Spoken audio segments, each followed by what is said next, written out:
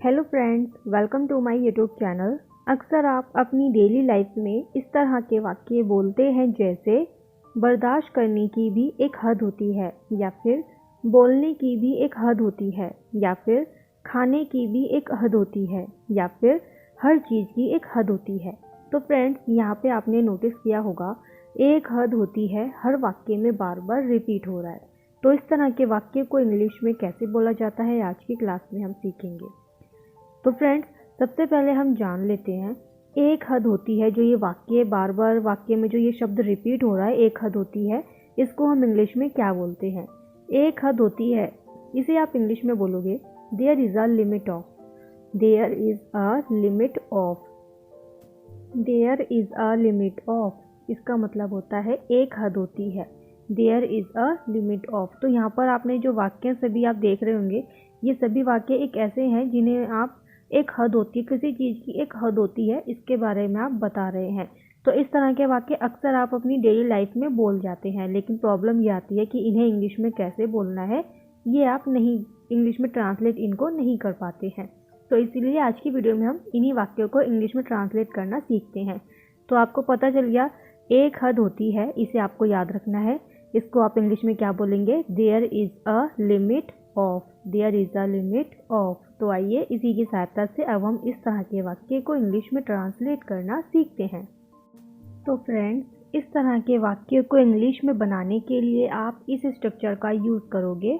सबसे पहले आप लिखोगे there is a limit of. There is a limit of. Of के बाद आपको वर्ब की फर्स्ट फॉर्म लिखनी है, और वर्ब की फर्स्ट फॉर्म में आपको आईएनजी ऐड करना है। ओके, आप हमेशा याद रखिएगा ऑफ के बाद जो भी वर्ब आती है उसमें हम हमेशा आईएनजी ऐड करते हैं, क्योंकि वर्ब की फर्स्ट फॉर्म में जब हम आईएनजी ऐड कर देते हैं तो ये जीरंड बन जाता है। ओके, और ये ऑफ जो है ये प्रीपोजिशन है। ओके, तो जिसके बाद हम अगर वर्ब की फर्स्ट फॉर्म लिखेंगे तो इसमें हम आईएनजी ऐड करते हैं। तो पहले आपको लिखना है there is a limit of. उसके बाद आपको वर्ब की फर्स्ट फॉर्म में आईएनजी लिखना है। वर्ब की फर्स्ट फॉर्म में आईएनजी लिखने के बाद आपको TOO2 लिखना है। TOO2 क्यों आया? क्योंकि यहाँ पर एक चीज़ है, एक हद होती है जिस पर हमें ज़्यादा जोर दिया है। अगर हम किसी चीज़ पर ज़्यादा जोर देते हैं, ज़्यादा दबाव डालते हैं, तो उसे हम TOO2 का यूज़ करके एक्सप्रेस करते हैं। ओके, जैसे मान लीजिए अगर मैं आपसे किसी ने आपसे कहा कि आई लाइक यू, आपने किसी को कहा आई लाइक यू, तो सामने वाला भी अगर आपसे बोल रहा है कि मैं भी आपको पसंद करता हूँ, तो उसको आप इंग्लिश में कैसे बोलोगे? I like you to. TOO2 का आपने वहाँ पर यूज़ किया, क्योंकि आपने उस चीज़ पर दबाव डाला कि मैं भी आपको पसंद करता हूँ, आई लाइक यू टू। तो इसी तरह से यहाँ पर यूज़ किया गया है there is a limit of. Of के बाद आपको इतना याद रखना है कि वर्ब की फर्स्ट फॉर्म में आईएनजी लिखना है, और उसके बाद आपको लास्ट में TOO2 लिख देना है। तो आइए इसी स्ट्रक्चर का यूज़ करके अब हम इस तरह के वाक्य को इंग्लिश में बनाना सीखते हैं, और भी बेहतर तरीके से सीखते हैं। तो हमारा फर्स्ट सेंटेंस है बर्दाश्त करने की भी एक हद होती है। बर्दाश्त करने की भी एक हद होती है। तो अब आप इसको इंग्लिश में कैसे बनाओगे?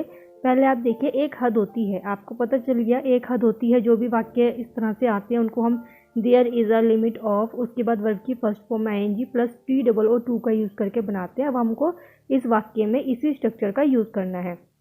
तो सबसे पहले आप लिखोगे there is a limit of. There is a limit of. इसके बाद आपको क्या लिखना है? वर्ब की फर्स्ट फॉर्म। अब आप इसमें वर्ब देखिए क्या है, वर्ब है इसमें बर्दाश्त करना। वर्ब क्या है इसमें? बर्दाश्त करना। जब हम किसी चीज़ को बर्दाश्त करते हैं तो हम उसको बोलते हैं टॉलरेट करना। इंग्लिश में क्या कहते हैं बर्दाश्त करने को? टॉलरेट। TOLERAT। टॉलरेट का मतलब होता है किसी चीज़ को बर्दाश्त करना, क्योंकि यहाँ पर वर्ब की फर्स्ट फॉर्म में आईएनजी हमें ऐड करना है, तो हम यहाँ पर टॉलरेट के अंदर आईएनजी ऐड कर देंगे तो टॉलरेटिंग हो जाएगा। Okay, there is a limit of tolerating. Tolerating के बाद आ जाएगा TOO2। टू क्यों आया? भी के लिए टू आया, क्योंकि एक चीज़ है जिसकी एक हद होती है, उस पर हमने जोर दिया गया है। बर्दाश्त करने की भी, टॉलरेटिंग टू। बर्दाश्त करने की भी, tolerating too. There is a limit of tolerating too. बर्दाश्त करने की भी एक हद होती है। There is a limit of tolerating too. Friends, आप ये वाक्य अपनी डेली लाइफ में अक्सर आप काफ़ी ज़्यादा बार बोल जाते हैं। कभी कभी आप गुस्से में भी बोल जाते हैं कि बर्दाश्त करने की भी एक हद होती है। तो इस अब से आप इन्हें आप इंग्लिश में बोलने का ट्राई कीजिएगा। There is a limit of tolerating too. अगर आप किसी से मैसेज में बात कर रहे हैं, चैटिंग में बात कर रहे हैं, तब भी आप इस वाक्य को इंग्लिश में बोलने की कोशिश ज़रूर कीजिएगा।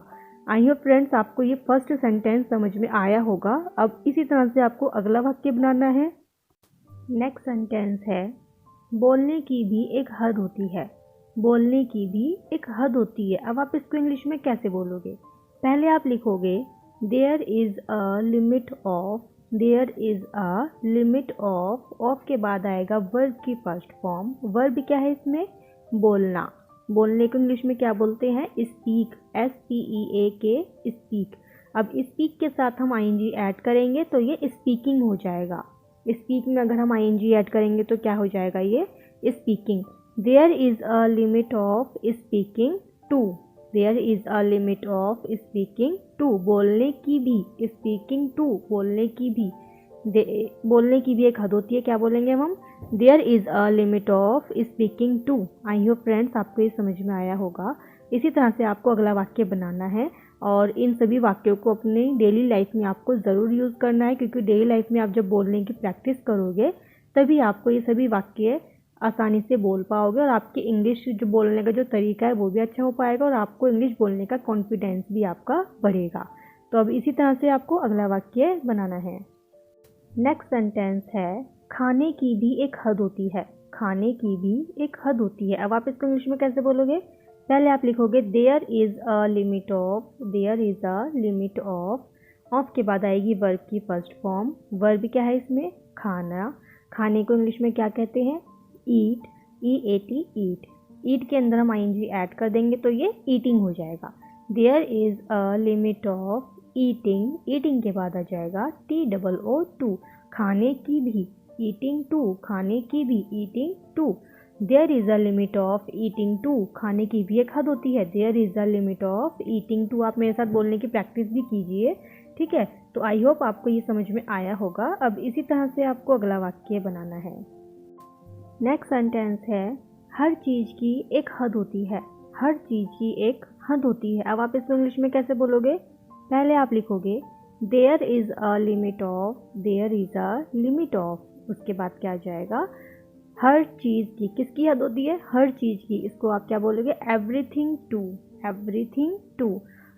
There is a limit of everything too, हर चीज़ की एक हद होती है। There is a limit of everything too. यहाँ पर वर्ब की फर्स्ट फॉर्म नहीं था तो इसमें जो स्टार्टिंग में आ रहा हर चीज़ की, किसकी हद होती है? हर चीज़ की। तो इसको आप इंग्लिश में लिख दोगे everything too. There is a limit of everything too. I hope friends आपको ये समझ में आया होगा। अब इसी तरह से आपको अगला वाक्य बनाना है। नेक्स्ट सेंटेंस है, सोने की भी एक हद होती है। सोने की भी एक हद होती है। तो फ्रेंड्स इसे आपको इंग्लिश में ट्रांसलेट करना है। आपको सिर्फ एक बात याद रखनी है कि पहले आपको there is a limit of लिखना है, उसके बाद जो वाक्य बच रहा है ना हमें उसको लिख देना है एंड में, ठीक है ना? तो इसमें आप क्या करोगे? पहले there is a limit of लिखोगे, उसके बाद आपको वर्ब की फर्स्ट फॉर्म लिखनी है, उसके अंदर आपको ING ऐड करना है और उसके बाद आपको TOO लिखना है। आई होप फ्रेंड्स ये पूरी वीडियो आपको अच्छे से समझ में आई होगी, ओके? और आपको ये स्ट्रक्चर भी यूज़ करना आ गया होगा। तो आप अब इसी स्ट्रक्चर का यूज़ करके इस जो मैंने वाक्य आपको दिया है इसको आपको इंग्लिश में ट्रांसलेट करना है और मुझे कमेंट करके आपको बताना है कि आपने क्या बनाया है। आप इसका इंग्लिश में ट्रांसलेट करके कमेंट करोगे ताकि मैं चेक कर सकूँ आपने सही बनाया है या फिर नहीं बनाया है, आपको वीडियो समझ में आई है या फिर नहीं आई है। वो तभी पता चलेगा जब आप इसको इंग्लिश में ट्रांसलेट करके कमेंट करके मुझे बताओगे, ओके?